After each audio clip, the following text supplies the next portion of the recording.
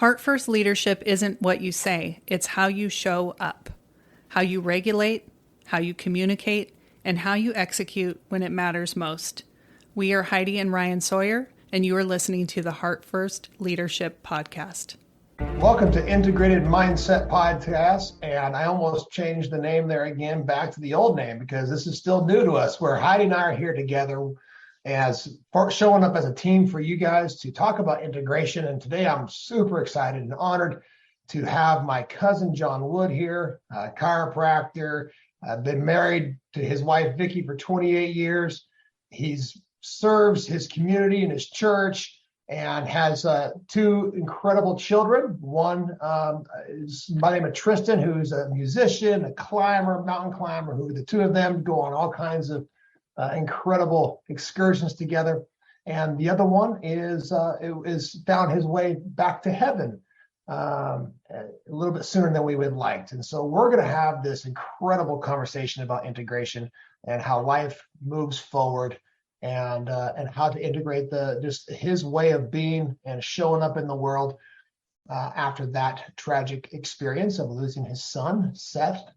And so, but before we get into that and really talk to John about everything, I want to just remind you that our Integrated Performance for Leaders program is open. We are taking enrollments there, and it's a 12-week course where we're going to dive into everything integration, self-discovery, mindset and mindfulness, breath and movement, nutrition and sleep hygiene. And we're going to really learn how to integrate the world from the inside out, which we're just excited to have this conversation with John today. Heidi, is there anything I left out that you want to add? Yeah, I just want to say, John, I'm really excited to have you here and to have this conversation with you. Been following along with your journey and seeing your incredibly inspiring posts on Facebook and all of the adventures that you've been having, and just looking forward to connecting here on the podcast. Excited to be here. Well, thank you, John, for being here. I appreciate you. And one thing I do want to get out of the way, so we can bury the hatchet on something real quick, is that you went to Auburn High School and you went to Western Washington University. So I just want to go ahead and take a moment to apologize to any Kent Meridian Royals who are listening, or Central Washington University Wildcats. He is family, so there is some reprieve there. But John, he's an incredible human. Like I mentioned already, he's a chiropractor, been practicing for 32 years, works with everybody from infants to 103-year-olds, from athletes to non-athletes, just really, really embodies the idea of bringing your life into balance and promoting optimal health and optimal performance, right? That's that kind of your staple, right, John, is to make sure that you are helping people live the highest performance lives as possible, best potential.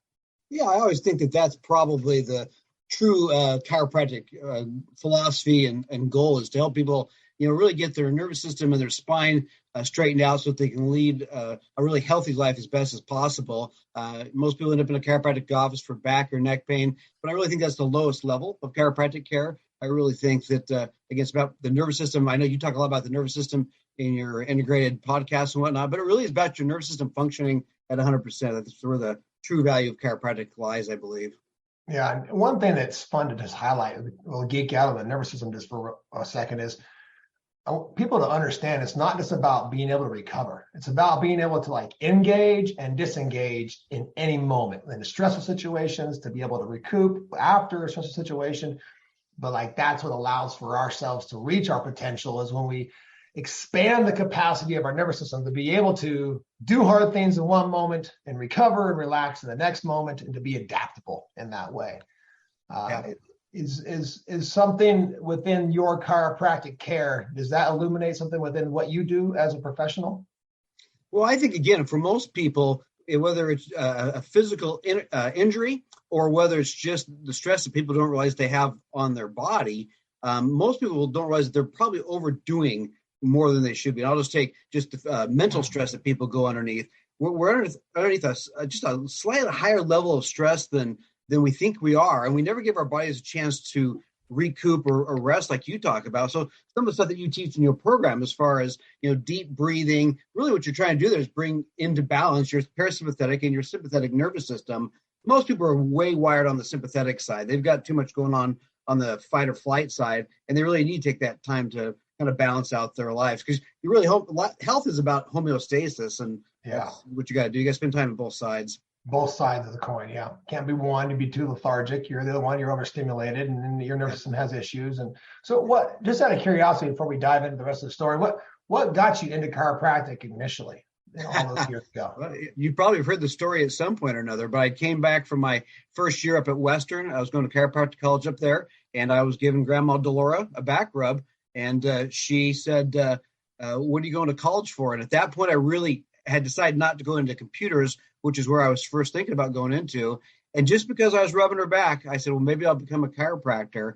And her head whipped around to the right, and she went, oh, John, I think you'd be a great chiropractor. I can hear her voice saying that. Me too.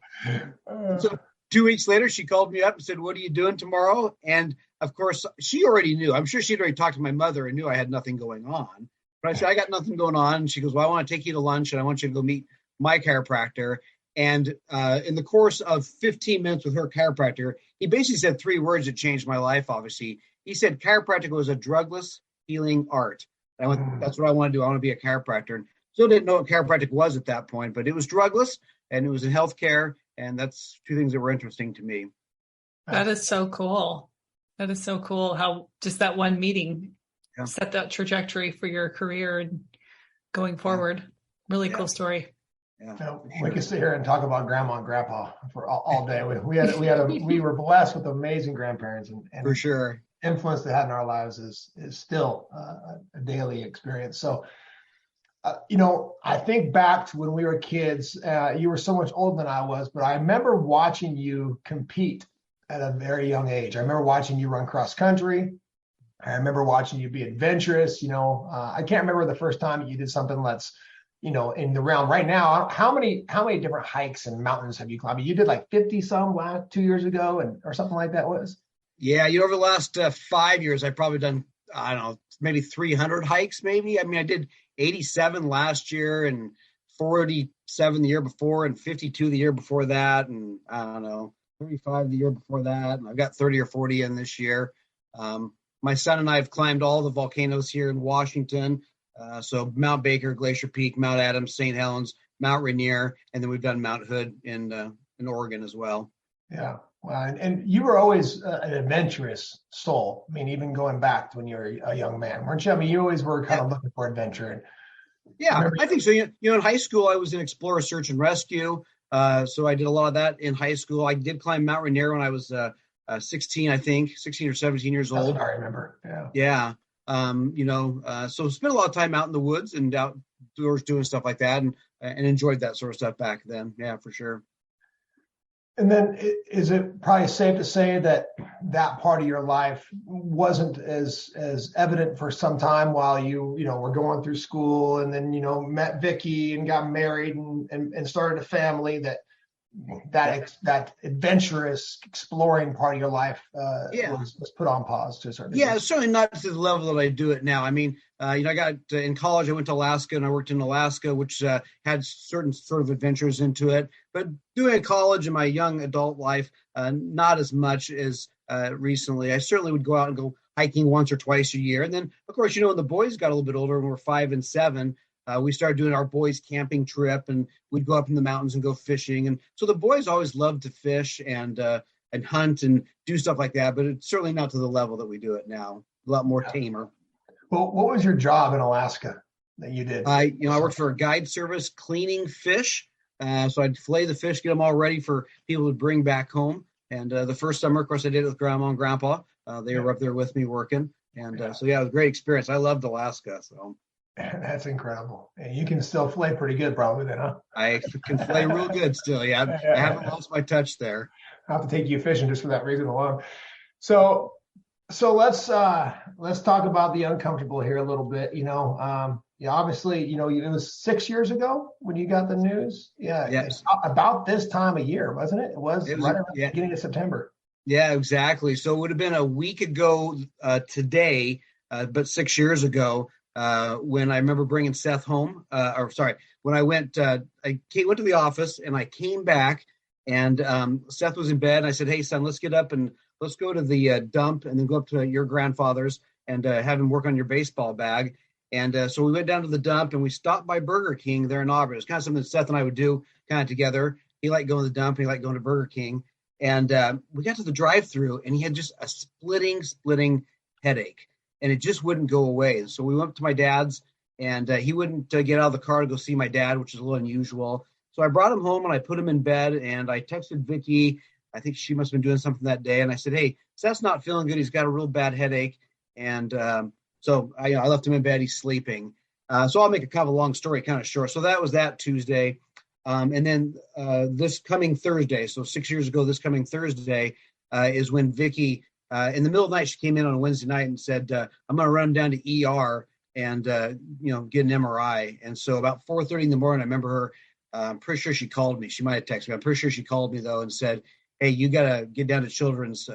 They've found a mass on his brain, and we'll meet you at Children's. And so that was on that Thursday, the 8th. And then on Tuesday, the 13th is when we met with the oncologist, and the oncologist told us that it was brain cancer. Yeah. And from that point, the rest of his life was a dogfight.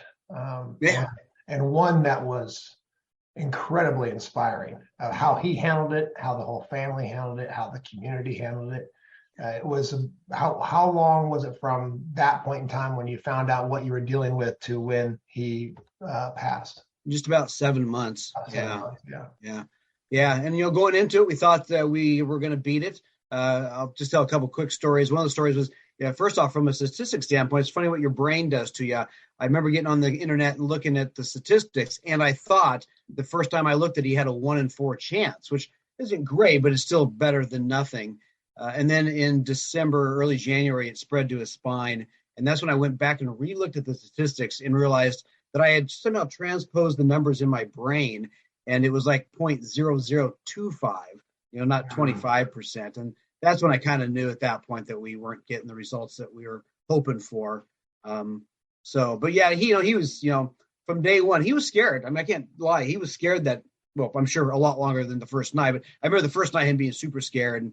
But he rallied and did everything he thought he could do to beat it, changed his diet and just everything that we thought we could do. He had, and he kept, a good attitude really the whole time. There's times that you can see he was getting down a little bit, but overall, he thought he was going to beat it, and he kept a good attitude, all the way through it. So he was probably more concerned about everybody around him than probably himself, like a lot of folks are. The model that whole thing was that model that he lived by, that you lived by, was that sparked from that journey, or was that something that came before that? Game before that, yeah. So when I was coaching Little League, there was a game that had happened a couple of years previous. We were down a bunch of runs. I brought all the boys together, and I kind of had seen them on Facebook earlier that day, and I told the boys, listen, you got 3 choices here. You can give in, you can give up, or you can give it all you got. I say we go give it all we got and go get some runs. And the boys came out, and they went and scored like 10 runs that inning. Yeah. Awesome. Had nothing, I'm sure, to do with my speech, but it didn't hurt. It didn't hurt. It didn't hurt. I took credit for it nonetheless. Yeah, that's good. Yeah, but they came back and rallied. So then that night when Seth was at Children's that very first night, I just kind of said to him, I think, remember that game? And I said, we should make your motto, how you live your life, kind of give it all you got. And so that was kind of the hashtag that we came up with and kind of became the tagline, I guess, for the whole battle. Yeah. One of the things that was, I don't remember when or how this came about, but at some point in the journey, Seth mentioned something about, well, if nothing else, hopefully this brings people closer. Could you mind sharing that? Yeah. I think it was that very first night, actually. And it was kind of weird. I wish kind of Vicky was here to tell the story, because I may not tell it exactly the way it was told, but Vicky and maybe Tristen and Seth and maybe some friends were sitting around talking like several months previous to the diagnosis. And Seth at one point had said that if he ever got cancer, that he wanted to kind of live his life and bring people closer to God. And so that night when he got, in the hospital in that very first night, that was one of the first things he actually said to his mom and to me, is that he wanted to, he wanted this experience to at least bring people closer to God. Wow. And so.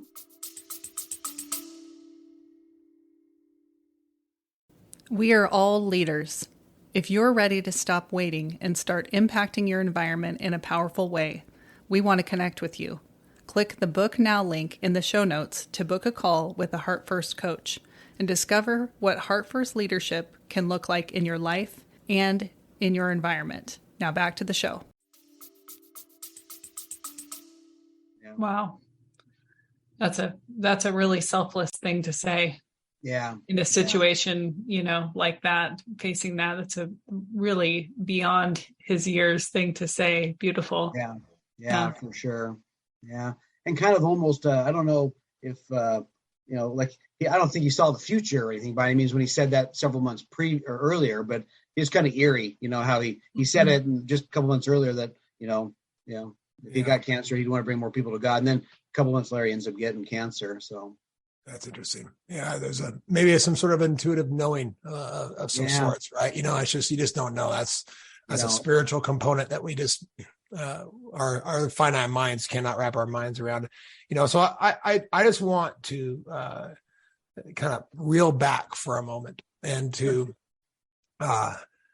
first acknowledge before this diagnosis and this fight, Seth was infectious. I mean, just an absolute glowing light, right? And this whole path, this whole journey that you guys went on together as a family, somebody, we're close, we're cousins, but we're not involved on a daily basis in our lives. I kind of kept my distance and looked from the outside in.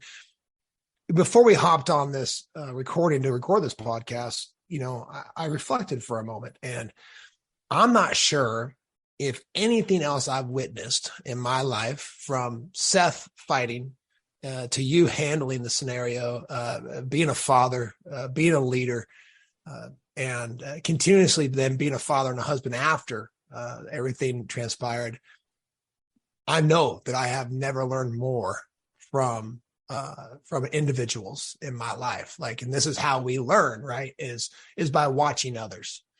And so, just want to acknowledge that it's so important how we just keep going, right? We just keep going. And so after Seth has passed, you became, and what I saw was, number one, you just instantly showed strength that I couldn't even fathom, even just at his service. But then beyond that, you started this reignitement of your adventurous soul in a way. That's at least what it looked like from the outside. I'm putting words in your mouth, but tell me about that process of the years after, short time after, then the years after, and how it's led to this lifestyle that now is really inspiring, incredibly inspiring.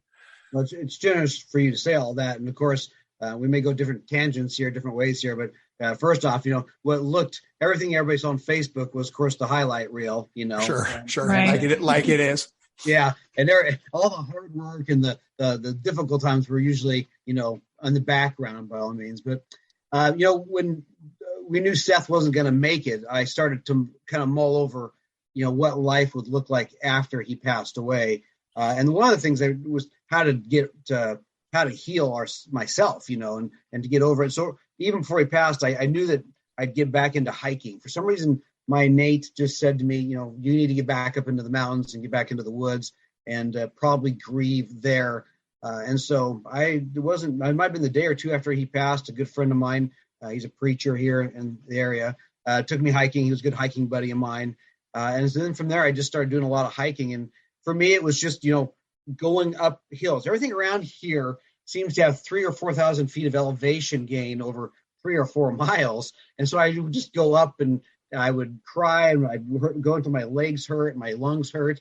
And then I'd come back down. And that's just kind of how I kind of worked off the grief, especially that first summer, that first 6 months. Luckily, we had a Seth's Little League coach got a hold of us. He saw on Facebook that I was doing a lot of hiking. And so he reached out to us and said, hey, you should go climb Mount Rainier. And kind of the backstory to that, I'll share real quick, is that when the kids were, again, pretty early, 4 and 6 maybe, I had taken them up to Mount Rainier area. And the boys had asked if I'd ever climbed it. And I said that I would that I had climbed it back in high school, and they asked if we could all climb it at some point. I said, yeah, when you guys get big enough and strong enough, we'll climb it together. And so every summer they would ask me when we were going to climb it. And I'd say, when you guys get big enough and strong enough. And I remember that August before Seth got diagnosed. I remember Seth specifically asking me, we were up by Natchez, and the mountain was big and glorious. And he said, Dad, when are we going to climb it? And I said, son, we'll climb it next year. I said, you'll be the same age I was when I climbed it. And son of a gun, a month later, he was diagnosed. And so, yeah, the Little League coach got a hold of us, and I told him that story. And so he found another friend, and the two of them took Tristen and I up Mount Rainier, and we were able to spread Seth's ashes on the top that summer. And so that was kind of the beginning of getting back into the hiking and the adventuring and whatnot. So. Do you have anything that you wanted to? No, it's just beautiful that he still got to make the trip with you. Yeah. You know, it's not in the way that you had hoped for, but just really beautiful that you were able to have that tribute to him. Yeah. You know, and I think we've carried him to the top of the mountains we've done. I mean, I think he's been to all top, Hood, and all the rest of them. So he just kind of, something we got to. And of course, really, listen, I would probably stick to the lower land trails. It's easier. It's not as scary. I'm old.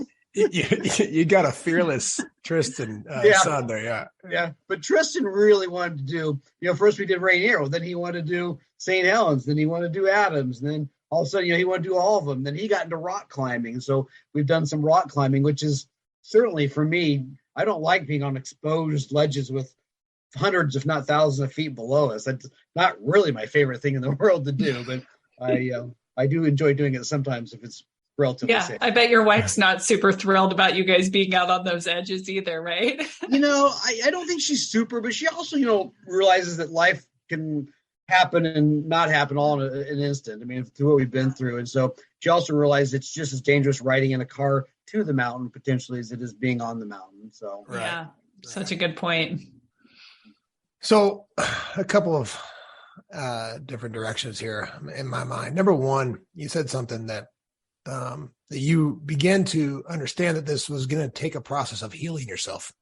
Yeah. And the mountains was this place, this sanctuary that you use to process grief, and it makes me think about just even the simple component that we've learned in our program about when we take in information, if we don't do something with it, like we watch the news, let's say, right? And we don't somehow either with the information we're getting, we don't either go out and make a difference somehow. We don't have a good conversation that turns into some sort of action. If we just allow for things to come into our awareness and like just sit there, it becomes this built up kinetic energy that then turns into frustration and anxiety and depression and all these things. And so I'm making this correlation into processing the grief, to live with the grief, to integrate the grief really into your life in a way to like, you're going to take Seth with you. We're still going to go on these adventures. Here we go. Right. And to allow for yourself to push yourself to a place where you have this transmuting experience where your legs are burned, your lungs are burned.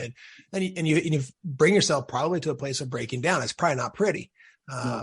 But that part of it was a continuation in my mind of giving it all you got, right? Like you had to give it all you got to heal so you could continue to live like a quality of life, right? That you knew that Seth would want you to have. Yeah. Yeah. You kind of had that give it all you got. So when he passes, you still want to, you realize you still want to, I think I said at some point, he'd want us to go on. He'd want us to do the best we could do. And he would want us to live a full life.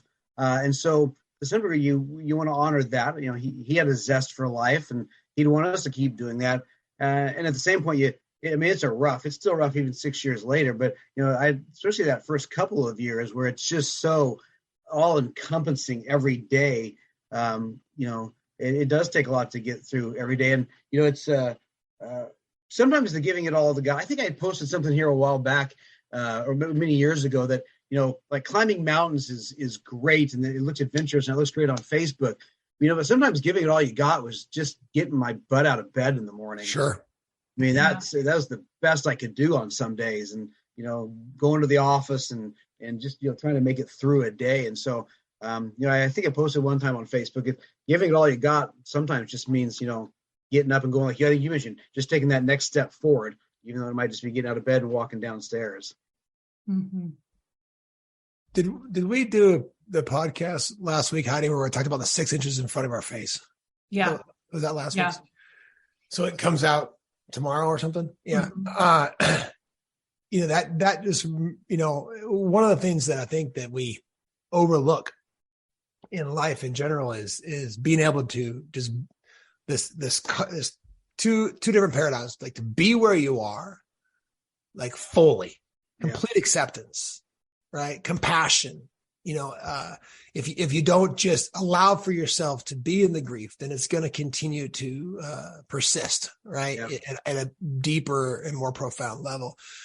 And so, like, sometimes, whether you're overcoming grief or whether you're trying to accomplish something, sometimes it's just like being okay with the fact that today, the best I got is the fact that I got up. Yeah. Right. The best that I got is the fact that I just got out of bed. I went to the office. That was my win for today. Right. And to allow for ourselves to be in those places, because the reality, without putting some sort of percentage on it, is going through, years later, there's still days probably, right, where it's just like, man, this is still hard. And to be able to acknowledge, not to like have to say, I'm okay with how things have gone. I'm okay with, Seth being taken from us, but to accept the fact that it's hard that he is gone, right, is incredibly powerful, So just to be where you are, and then to do everything in your power to authentically show up in a way that's going to honor him and obviously Vicky and Tristen, which, I do have a question for you, John, that just kind of popped into my mind. And I'm wondering if you have any words of wisdom, either for someone who is maybe experiencing a loss that's, fairly recent, or on the other side of that, advice or wisdom that you could share for anyone who's trying to support somebody who's grieving.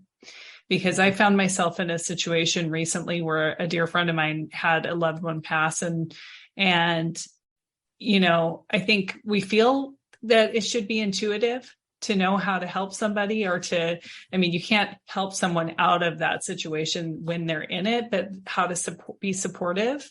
And I think people are kind of afraid of that. They don't want to misstep or overstep. So any advice for either someone who's going through a loss now or trying to support someone who is grieving? Yeah, I would say let's go to the supporting one first. I think the best thing you do is simply listen. And I think that's really people, they're afraid to ask the questions, and they're afraid to,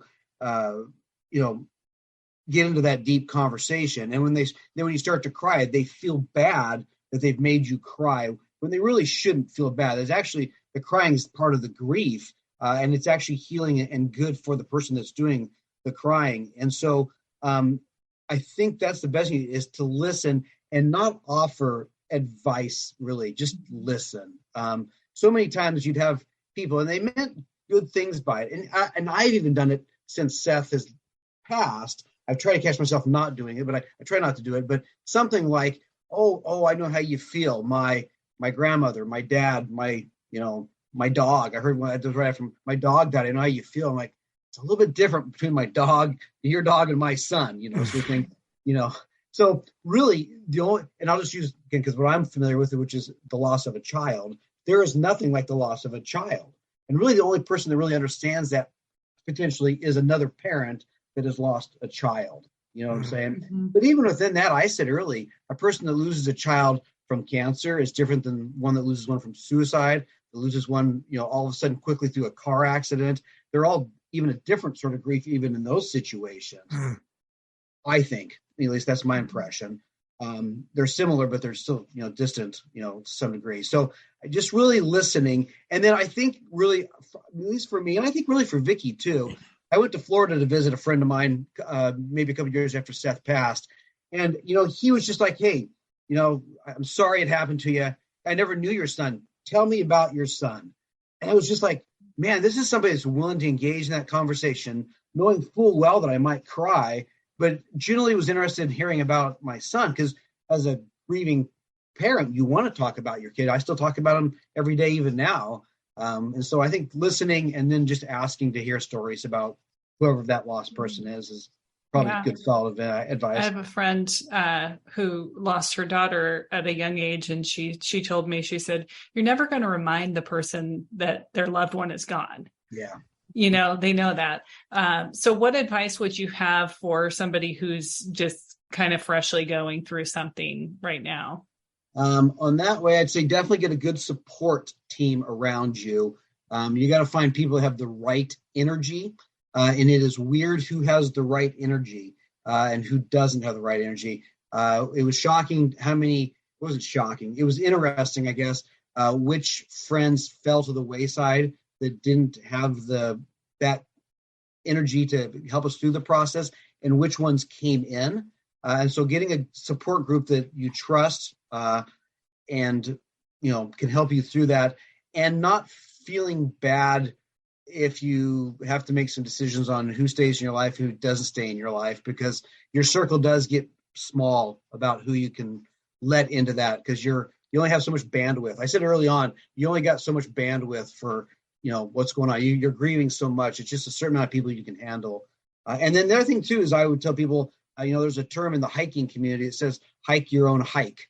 And, grieve your own grief. I mean, I grieve differently than Vicky did. Vicky grieved differently than Tristen did. We all grieve differently. And however you grieve is probably how you're supposed to grieve, and don't judge yourself or judge other people. So, don't judge yourself first. Yeah. That's really important. It's like a yogi staying on his mat, right? As we say, don't try to do somebody else's yoga practice, right? That's a very important component. Is we can learn from others, but we start to compare ourselves to others. And then judge ourselves because we're having this experience. We talk about the human experience and understanding it and making sense of it. So we no longer judge it. It's a big part of our program, and this is something I'm not going to try to understand, but it gives you the opportunity to understand extreme situations, to where you become more resilient in some ways, and probably in some ways weaker, right? Which is integrate, like this acceptance that like this was hard and this hurt and this took something out of me, but on the same side, like, look, here I am still showing up. I'm on the other side of it. Yeah. I remember my pastor, it was maybe a year after Seth passed, and I know the purpose of the sermon was different, but at one point he says, the trials and tribulations you have now are preparing you for stuff that's going to come in the future. I want to say, listen, I don't want nothing else in the future. This has got to be the worst. I don't want the next trial or tribulation. I'm good. Yeah. And I didn't know what he meant by the sermon, but at that point in my life, I was like, no more. I don't need no more. Yeah, we are preparing for something, but you don't want to have to imagine that your last experience of something like that is going to prepare you for the next one that's going to be somehow. I mean, what's worse? There isn't. And I think that's what kind of captured your, when you called me today about doing the podcast with you, is that post I put on Facebook, which is, could I weather another storm? I think I could. I think I've been made stronger to handle things in my life, but at the same point, what would it would knock me down, and what could I maybe not come back from? So do you mind illustrating that post for me?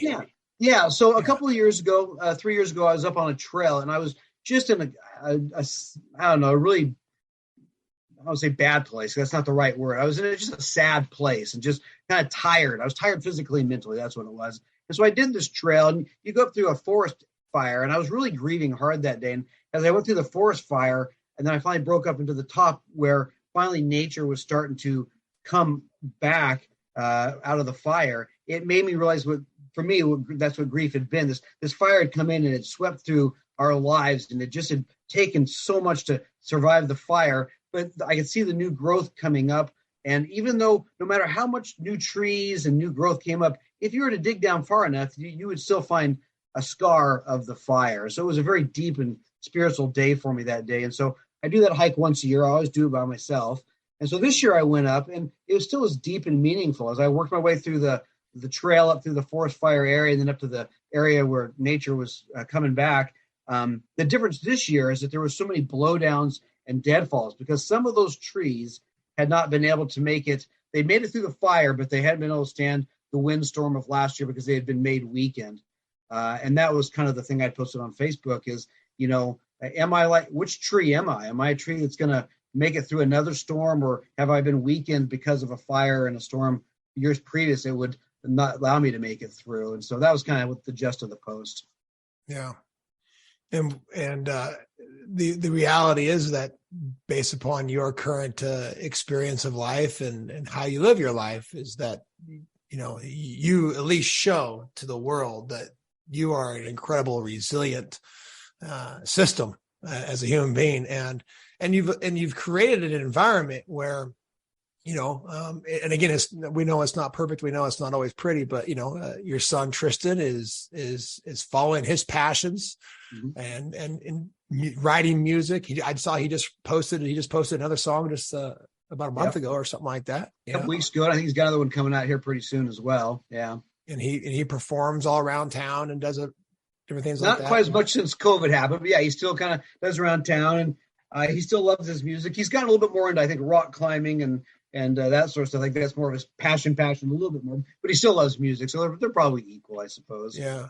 But he's out there living, he's out there living, which is the point, we're here to do that. So. And I think Vicky's done a great job as well. I mean, I think, again, a mother's love for a child is different in a lot of ways than a dad's love for a child. They're both deep and extreme, obviously. But, I think, as a mother getting through all that stuff too is, brutally hard as well. I mean, it's, how she's managed to get through it, I think has been pretty phenomenal as well. Yeah, no question. And then just the support that we do our best, and then somebody next to us is able to do their best, and we're doing our own. I guess my point I'm trying to get to is you recognize the mountains were going to heal you, and so when you go up and you heal just a little bit more every single time, and it's never going to be a consistent thing where it's just better every time, but it is what it is that day, right? You're just going to stay the course. Yeah. You're going to keep doing the work that allows for you to heal further and further, right? Then that's the environment that you're creating where, Tristen and Vicky are able to find their way in which they do that very same thing so they can keep moving forward and healing as well, Yeah. Heidi, do you have anything else? I wanted to do a few takeaways from today. Yeah, I'd love to hear some of your takeaways. John, I really appreciated you answering those questions because I know that will help some people listening, whether they happen to be in a situation of trying to support someone who's grieving or grieving themselves. At some point or another in our lives, we are going to face loss. And so I think it's really valuable to have that feedback from somebody who's gone through what you have and is obviously, living, you're giving it all you've got still. And it's really inspiring. So I just thank you for answering those questions. I know it will help some folks. Happy to do it.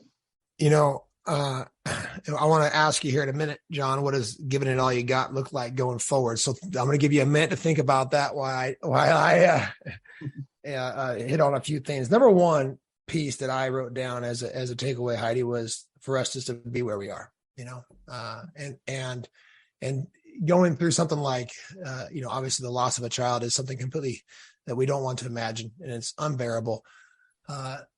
But on the other side of it, we are giving ourselves the credibility that we weather the storm. Like John was talking about in his story and his Facebook post is, that he's still standing. He's still here. He's still showing up for his family, for himself, still, doing whatever it takes to give it all he's got to live a full life. And the scars are always going to be there, but he continues to forge ahead, which is living with the acceptance of the circumstance. Right. And so incredibly inspiring, John. I'm just glad I made it through without getting emotional today. So I'm grateful for that. But just how you're living, how you support your family, how you continue to show up. I know it's not always pretty, but on the outside looking in, it's incredibly inspiring. And just as a leader, our motto is to don't tell them, show them. Right. And so, that's exactly what you're doing. You completely 100% are someone who lives with that integrity and authenticity to say, I'm not going to try to tell you how to be, but I'm going to show you. And here I go, so what does that look like? You mentioned that you've hiked all these different mountains and done Rainier this last summer. Was it just even a month ago? I think it was. You guys did Rainier in one day, right? From all the way from basically the parking lot to the peak and back down, right? Usually that's a 2 or 3 day adventure, isn't it? Yeah, most people go about halfway up and they'll spend a day and rest and acclimate a little bit and then go to the top and come back down. But, again, Tristen, he, has these big ideas. And so he wanted to do it in a day. And I agreed to do it with him for a day. And so, yeah, it was a good adventure. So you're not a spring chicken anymore either. I'm not a spring chicken yet. I'm carrying a little extra around the midsection too. So what's up front? What's next for you? What are you excited about? Do you have anything coming up where you're saying, hey, this is going to be how we're going to continue to give it all we got? You have any big adventures coming up, or just even a relaxing vacation as a family, or what is it that you have coming up for you? Well, I think probably on the adventure list that Tristen and I keep talking about, and we were going to think about doing this year, is we'd like to go down and maybe to Ecuador and do Cotopaxi and Chimborazo. They're two relatively good-sized mountains down there. After I did Rainier in a day, I wasn't so sure I really wanted to do those two, but I think it'd be fun to be able to say that I got up on a 20,000, meter, or sorry, 20,000 foot peak. The Mount Rainier is 14,410. So it'd be nice to say I got over 20,000 feet. I think that'd be kind of a cool thing to say. So we've talked about doing it this year, couldn't do it this year. So maybe next year we might do it.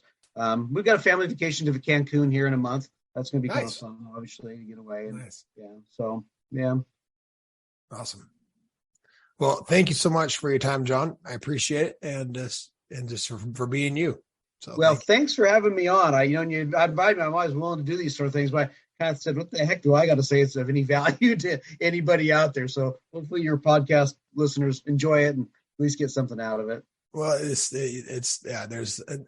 an immeasurable amount of value in this conversation. And, for anybody who doesn't know, that our whole platform here is one where we only have people on who have impacted our lives. We don't have people outside of our circle. Really, it's mentors, it's coaches, it's spiritual leaders, it's people who we can look at and be like, wow, that they're shining the light that we're following. And that's our work to do. So when I saw that post that you made, what was it, last week or whatever it was, I was like, oh man, that's gold. I would love to have John on to talk about that. And so, we just want to thank you for being one of those people in our lives that we look up to, that's shining the light, that's showing the way, and that's showing us rather than telling us. So thank you. Well, again, thanks for having me on. And some of the stuff that you guys teach in your program is I've been doing a lot of it. I kind of got into meditation before Seth got sick, and then I kind of dropped it a little bit during the whole battle to some degree. But, the deep breathing, I did the breathing class you guys did here a while back, and incorporating some of the stuff has been powerful for me as well. I mean, just those basic stuff that people ought to get back to, which is silence in their life and meditation and thinking and exercise. I mean, those are all things that are core to health, mental and physical. And so, yeah, it's you're putting out some great stuff there. I'm looking forward to your guys' future. Yeah, thank you, John. Thank you. Thank you for listening. Remember, leaders go first. Alignment matters. And the environment that you create is the legacy you'll leave. We'll see you on the next episode.